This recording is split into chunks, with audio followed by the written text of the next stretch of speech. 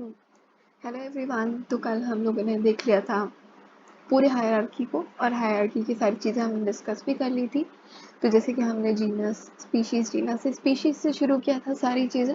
Species में हमने कहा था कि भाई जो भी ऑर्गेनिजम्स जिनके पास फंडामेंटल सिमिलैरिटीज़ हैं, तो फंडामेंटल सिमिलैरिटीज़ वाले जितने भी ऑर्गेनिजम्स होते हैं उनके ग्रुप को हम कहते हैं स्पीशीज।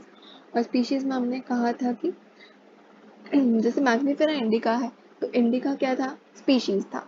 और मैग्नीफेरा क्या था? Mangifera was a genus. और फिर एक बहुत ज़्यादा ही इंपॉर्टेंट लाइन हमने रीड की थी कि ईच जीनस में have more than one specific epithet representing different organisms but having morphological similarities. मतलब एक जीनस में, it is talking about just one genus can constitute more than one species. It can constitute more than one species, बस ये कि इन more than one species में morphologically similarities थी। मतलब कि जो भी morphology थी वो थोड़ी सी सिमिलर थी, तो इसलिए they were placed under the same genus. और जीनस के नाम पे हमने बात की थी, जैसे कि हमने कहा था कि Mangifera is a genus, we said Solanum is a genus, we said Panthera is a genus. तो ये सारे एग्जाम्पल्स किस किस चीज़ के थे? ये सारे जो एग्जाम्पल्स थे वो जीनस के ही थे। और हमने कहा था कि इंडिका हो गया, लियो हो गया, और फिर बाद में इंटिग्रिस हो गया, ये सारे एग्जाम्पल्स किस चीज़ के थे? स्पीशीज के थे। बट मैग्निफेरा, सोलानम और Panthera, these are all examples of genus. तो जीनस के केस में था। और ये आई थिंक मैंने पॉइंट मिस आउट कर दिया था कि ह्यूमन बींग्स को क्या कहते हैं? ह्यूमन बींग्स को होमोसेपियन कहा जाता है। ह्यूमन बींग्स को होमोसेपियंस कहा जाता है, होमोसेपियंस। और सोलानम में जो आता है, सोलानम में कुछ स्पीशीज भी आते हैं जैसे नाइग्रम एंड मेलानोगेला। ठीक है, तो ये एग्जाम्पल्स किस चीज़ के हैं? स्पीशीज के हैं। ना जीनस की भी बात कर ली थी कि group of species is nothing but genus, तो जीनस में ही हमने एग्जांपल्स देख लिए। फैमिलीज में हमने कहा था कि जो सिमिलर जीनस है वो फैमिलीज में आ जाता है। और सबसे इंपॉर्टेंट पॉइंट हमने प्लांट स्पीशीज के केस में बात की थी कि प्लांट स्पीशीज के केस में वी सेड कि प्लांट स्पीशीज में reproductive and vegetative features are use है, रिप्रोडक्टिव एंड वेजिटेटिव। तो रिप्रोडक्टिव वेजिटेटिव फीचर्स काफ़ी ज़्यादा मैटर करते हैं। और हमने कहा था कि फेलिडे जो है it is a family of for cats and it is a family for Panthera genus. Panthera genus मतलब लायन, टाइगर, लेपर्ड। और हमने कहा था कैनिडे किसके लिए? डॉग्स के लिए, डॉग्स के लिए। फिर बाद में हमने आगे बात की थी ऑर्डर को। हमने कहा था कि ऑर्डर से लेके जितने भी हायर टैक्सोनॉमिक कैटेगरीज हैं, अब उनमें क्या होगा? सिर्फ एग्रीगेट्स होंगे कैरेक्टर्स के, जो भी कैरेक्टर मिला उसे एग्रीगेट कर दिया, इतनी ज़्यादा सिमिलरिटीज़ नहीं मिलेगी। फिर हमने प्लांट फैमिलीज़ के केस में कहा था यहाँ पे भी क्या है? फ्लोरल कैरेक्टर्स ही मैटर करता है। फ्लोरल कैरेक्टर्स के बेसिस में ही ऑर्डर डिफाइंड होता है। तो कॉन्वल्बियासी, सोलेनासी के फ्लोरल कैरेक्टर्स काफ़ी ज़्यादा सिमिलर थे, इसलिए they are in the same order which is Polemoniales. फिर फेलिडे कैनिडे के केस में, फेलिडे कैनिडे जैसे हम कैट्स ले लो और डॉग्स ले लो, तो कैट्स और डॉग्स दोनों क्या होता है? कैट्स ले लो, डॉग्स ले लो, और फिर लाइन, टाइगर ले लो, लाइन ले लो, लेपर्ड ले लो, they all are carnivorous animal. तो ये सारे किस में आएंगे? कार्निवोरा ऑर्डर में आता है। और हम कौन से ऑर्डर में आते हैं? We come under the Primata order. तो ये पूरा था। क्लास में भी जैसे मेमिलिया इज एन एग्जाम्पल। फिर ये सारे भी क्लास हैं, ठीक है। फिशेज, एम्फीबियंस, रिप्टाइल्स, बर्ड्स, ये सारे भी क्या है? क्लास ही है, ठीक है। फिशेस को एव्स कहा जाता है, एम्फीबिया कहा जाता है, रेप्टिलिया, और मतलब फिशेस में पाइसेस कहा जाता है, बर्ड्स में क्या कहा जाता है? एव्स, और मैमल्स के केस में मेमिलिया। ये सारे क्या है? क्लासेस ही हैं। लेकिन जो फाइलम क्या है? Phylum is Chordata and non Chordata, ठीक है। तो यहाँ पे कॉर्डाटा का मेंशन है। और फाइलम वर्ड एनिमल्स के केस में यूज होता है, और डिविजन वर्ड्स किसके केस में यूज होता है? प्लांट्स के केस में यूज होता है। It is under the plants use. फिर किंगडम, किंगडम क्या है? जितने भी रिलेटेड फाइलम है या फिर रिलेटेड डिवीजन है, उन सब का ग्रुपिंग कर दिया तो किंगडम फॉर्म करेगा। तो जैसे प्लांट्स के केस में हमने किंगडम्स होता है, एनिमल्स के केस में किंगडम्स होता है, ठीक है। तो ये पूरा रहता है। अब जैसे कि पहले ही बता दिया था कि जैसे हायरार्की बढ़ती जाती है, जैसे यहाँ पे हायरार्की बढ़ती गई है, तो यहाँ पे सिमिलैरिटीज जो है वो क्या करती गई है? डिक्रीज करती गई है। तो I can put an order कि यहाँ पे मैं ऐसा एरो बना देती हूँ फॉर सिमिलैरिटी, ठीक है, फॉर सिमिलैरिटी। सिमिलैरिटी के केस में कि सिमिलैरिटी सबसे ज़्यादा स्पीशीज़ के केस में होती है, एंड सबसे लोएस्ट कह सकते हैं सिमिलैरिटी किंगडम के केस में होती है। इसमें सबसे ज़्यादा हाईएस्ट सिमिलैरिटीज़ होती है अमंग द ऑर्गेनिजम्स, ठीक है। ये सारी, ये फर्स्ट लाइन हो गया। यही लाइन यहाँ पे भी एक्सप्रेस की गई है, ठीक है। असेंडिंग ऑर्डर में स्टार्ट होता है। असेंडिंग ऑर्डर मतलब छोटे से बड़ा, स्पीशीज सबसे छोटी यूनिट है, an is a basic unit. और ये सारे क्या है, ब्रॉड कैटेगरीज हैं। इसके सब कैटेगरीज भी होते हैं, बट सब कैटेगरीज हमें पढ़ना नहीं, ठीक है। सब कैटेगरीज भी होते हैं लेकिन हमें वो पढ़ना नहीं है। हमें जितना दे रखा है, सात सात ब्रॉड कैटेगरीज दे रखी है, वही हमें पढ़नी है। फिर बाद में हमने कहा था कि कॉमन कैरेक्टर्स जो है, सिमिलैरिटीज जो है वो क्या करती गई है, it keeps on decreasing as we go higher from species to kingdom. तो स्पीशीज से किंगडम पे गए तो सिमिलैरिटीज डिक्रीज किया, ठीक है। सिमिलैरिटीज और we can say number of common characters kept on decreasing. और हम ये कह सकते हैं lower the taxon more are the members at the characteristics at the member within the taxon share. ये उसी चीज को बता रहा है, ये सिमिलैरिटीज के बेसिस में ही कह रहा है कि सिमिलैरिटीज जो है स्पीशी वाइज स्पीशी ज़्यादा होगी, एक स्पीशीज में ज़्यादा सिमिलैरिटी होगी, एंड देन फिर जीनस की बात होती है, फिर आगे फैमिलीज की, फिर बाद में सीधे ऑर्डर बढ़ता रहता है। अब इसमें लिखा है कि higher the category, this is also an important line, और higher the category greater the difficulty of determining relationship. तो हम कह रहे हैं कि सिमिलरिटीज डिक्रीज करती गई है, तो हम जो रिलेशनशिप है वो निकालना थोड़ा सा डिफिकल्ट हो जाता है ना, सिमिलरिटीज निकालना फिर थोड़ा सा डिफिकल्ट हो जाता है। तो ये लिखा हुआ है कि जो कॉम्प्लेक्सिटी है वो इस हिसाब से बढ़ती है। स्पीशीज टू किंगडम चीज़ें क्या होती रहती है, कॉम्प्लेक्स होती रहती हैं। तो वी कैन से कि कॉम्प्लेक्सिटी कई जगह पे उल्टा दिया रहता है, लेकिन कॉम्प्लेक्सिटी इंक्रीज करती रहती है क्योंकि अब सिमिलरिटीज डिक्रीज करती गई है, एंड एज सिमिलरिटीज डिक्रीज करती गई है चीज़ों में सिमिलरिटी निकालना थोड़ा सा डिफिकल्ट हो जाता है, एंड रिलेट करना, उन्हें एक जगह पे ग्रुप करना, इट बिकम्स डिफिकल्ट। अब ये पूरा चार्ट दे रखा है, जैसे कि हमने पूरी हायरार्की देखी थी, बेसिक स्पीशीज से स्टार्ट थी, यहाँ पे स्पीशीज का मेंशन नहीं है, बट यहाँ पे बायोलॉजिकल या फिर साइंटिफिक नेम दे रखा है, फिर जीनस है, फिर फैमिली, ऑर्डर, क्लास और डिवीजन।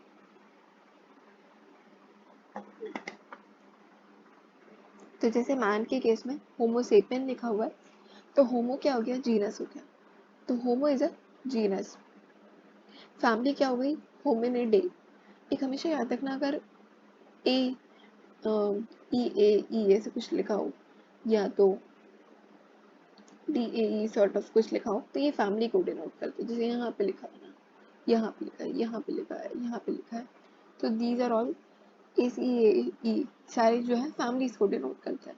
फिर ऑर्डर, ऑर्डर मैन का ऑर्डर क्या है, प्रिमाटा। मैंने कहा था कि मंकी, गोरिल्ला, गिब्बन ये सारे ऑर्डर प्रिमाटा में आते हैं, हम भी प्रिमाटा में ही आते हैं। क्लास कौन सी है, क्लास मेमेलिया है, और फाइलम हमारा कौन सा है, कॉर्डाटा, ठीक है। फाइलम हमारा कौन सा है, कॉर्डाटा। और जैसे कि अगर हम प्लांट्स की अगर बात करें, जैसे ये दो जो है प्लांट्स के बारे में लिखा हुआ है, तो इन प्लांट्स के केस में हम डिविजन वर्ड यूज करेंगे, और इन दोनों को केस में हम फाइलम वर्ड यूज करेंगे। अब हाउस फ्लाई के केस में दे रखा है, हाउस फ्लाई का साइंटिफिक नेम मस्का डोमेस्टिका होता है, जिसमें स्पीशीज डोमेस्टिका है, जीनस मस्का है, family Muscidae, order Diptera, class Insecta, and phylum is Arthropoda, ठीक है। किंगडम तो सबको पता है, किंगडम ये दोनों क्या है, ऊपर वाले एनिमेलिया वाले हैं और नीचे वाले दो जो है प्लांटे वाले हैं, ये दो लास्ट के दो प्लांटे हैं। फिर मैंगो के लिए मैग्नीफेरा इंडिका, ठीक है, मैंगीफेरा इंडिका, उस टाइम शायद मैंने स्पेलिंग मिस्टेक की थी।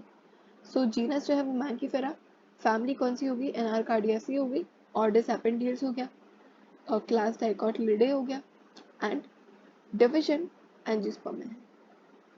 रिमेंबर दिस इज डिविजन, ठीक है। वीट की केस में ट्रिटिकम एस्टिवम, ट्रिटिकम जीनस हो गया, Poaceae is a family, Poales is the order, Monocotyledonae is a class, and Angiosperm is a phylum, और we can say sorry it is a division and not phylum. अब जो last topic बचता है वो है पूरे टैक्सोनॉमिकल एज का, और सबसे ज़्यादा क्वेश्चंस नीट के केस में इसी यहाँ यहीं से बनते हैं, लेकिन ज़्यादा डिफिकल्टी नहीं आएगी इसमें, ठीक है। तो टैक्सोनॉमिकल एज स्टार्ट करते हैं। तो हमें पता है कि टैक्सोनॉमिक स्टडीज मतलब चीज़ों को कैटेगराइज करना, process of classification taxonomy, and it's study regarding various species of plants, animals, other organisms, ये हर फील्ड में काफ़ी ज़्यादा यूजफुल प्रूव हुए हैं। चाहे वो एग्रीकल्चर ले लो, चाहे वो फॉरेस्ट्री ले लो, चाहे वो इंडस्ट्री ले लो, और in general are bio resources and their diversity. तो इन केसेस में काफ़ी ज़्यादा यूजफुल हमें हुआ है, इट हैज़ बीन यूजफुल, है ना। जैसे एग्रीकल्चर हो गया, फॉरेस्ट्री हो गई, इंडस्ट्री हो गई, फिर बाद में it is very very useful in these three fields. और ये लिखा है कि बायो रिसोर्स को जानना और उनकी डाइवर्सिटी जानने से हम काफ़ी ज़्यादा क्यूरियस भी हुए, and it has been proved useful as well. तो the studies would require correct classification and identification. तो अगर हम किसी चीज़ का आइडेंटिफिकेशन सबसे पहले कर रहे हैं, फिर जब हम क्लासिफिकेशन कर रहे हैं तो वो उसमें काफ़ी ज़्यादा क्लासिफिकेशन जो कर रहे हैं वो एकदम करेक्ट वे से होना चाहिए, ठीक है, करेक्ट वे से होना चाहिए। और जब भी आइडेंटिफिकेशन की बात होती है तो इसमें intensive laboratory and field studies की ज़रूरत पड़ती है।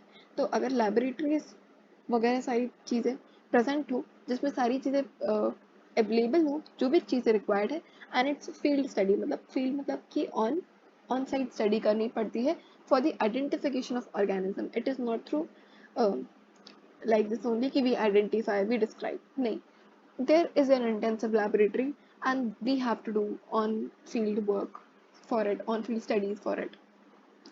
तो सबसे ज़्यादा इम्पॉर्टेंट सोर्स हम कह सकते हैं टैक्सोनॉमिक स्टडीज़ का। वी कैन से कि what is the prime source of taxonomic studies. We can say कि जो कलेक्शन होती है of actual specimen, the collection of the actual specimen of plants, be it of plants or be it of animal, is the essential and is a prime source of taxonomic studies। तो जो prime source है पूरे taxonomy के study का, वो क्या है? collection of species, collection of actual species, ठीक है। हम एक actual species को लेके आ रहे हैं, चाहे वो plant का species हो, चाहे वो animal का species हो, ये काफ़ी ज़्यादा important और essential हो जाता है and is a prime source। मतलब अगर हमें taxonomically study करना है तो उसके लिए हमें actual चीज़ें, collection of actual specimen is very very essential, ठीक है। फिर यही सब लिखा हुआ है कि फिर हाँ, फ्यूचर स्टडीज़ के लिए ये सारी चीज़ें काफ़ी ज़्यादा प्रूव हुई हैं फॉर फ्यूचर स्टडीज़ भी से, कि अगर फ्यूचर में अगर आगे जाके इस बात की स्टडी करनी है तो फ्यूचर स्टडीज़ पे स्पेसिमेन को प्रिजर्व किया जाता है and it has been prove very useful कि कोई भी इंफॉर्मेशन चाहिए तो एक्चुअल स्पेसिमेन को प्रिजर्व किया जाता है, ठीक है, एक्चुअल स्पेसिमेन को प्रिजर्व किया जाता है। अब बायोलॉजिस्ट ने काफ़ी ज़्यादा प्रोसीजर्स निकाले हैं, many procedures through which they can prove, मतलब they can preserve and store the information and as well as the specimens। जैसे यहाँ पे बात की थी कि prime source of taxonomic studies क्या है? collection of actual specimen of plant and animal।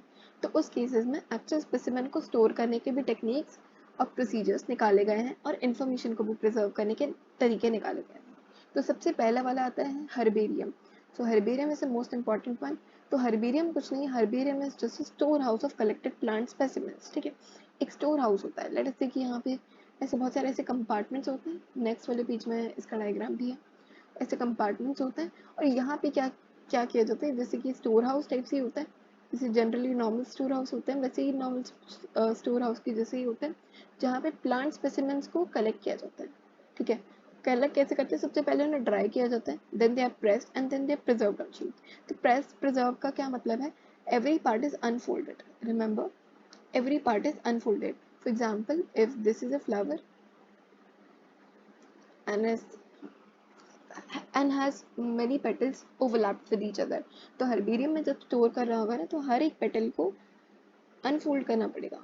We have to unfold every part of the petal, तो जिससे कि हम सारी चीज़ें क्लियरली देख सकें। इन्हें ऐसे प्रेस किया जाता है और इन्हें प्रिजर्व किया जाता है, ऐसे शीट्स होते हैं, उस शीट्स में क्या किया जाता है? प्रिजर्व किया जाता है और ये प्रिजर्व करके स्टोर हाउस टाइप्स जिसे हर्बेरियम कहते हैं उसे हर्बेरियम में डाल जाता है। और ये जो शीट्स हैं, इन शीट्स का नाम क्या है? इन शीट्स का नाम है herbarium sheets. What are they called? They are called as herbarium sheets.